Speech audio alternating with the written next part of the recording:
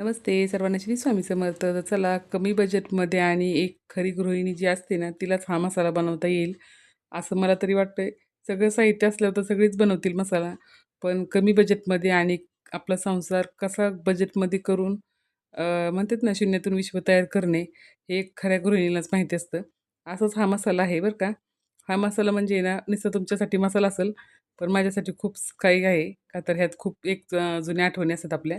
असाच हा मसाला आहे आणि कमी बजेटमध्ये ज्यावेळेस आपल्याकडे काही नसतं ना, त्यावेळेससुद्धा आपल्याकडं अशी इच्छाशक्ती असते, की आपण सगळ्या गोष्टी मॅनेज करू शकतो. कमी पैशामध्ये सुद्धा आपण आनंदाने मस्त सगळं काही करू शकतो. असा हा मसाला आहे.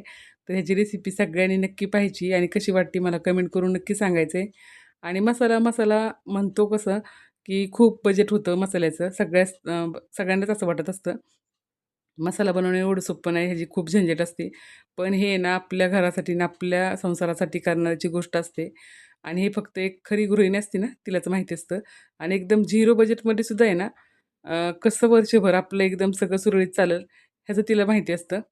तर हे फक्त एक खऱ्या गृहिणीलाच माहिती असतं. मी का म्हणते, तर तुम्ही आता व्हिडिओमध्ये नक्की सगळ्यांनी पहा. लाँग व्हिडिओ आपण आत्ताच मी अपलोड केलेला आहे. तुम्ही सगळ्यांनी नक्की पाहायचा आहे आणि त्रिकोणावर क्लिक करून पहा. पूर्ण व्हिडिओ तुम्हाला पाहायला मिळेल.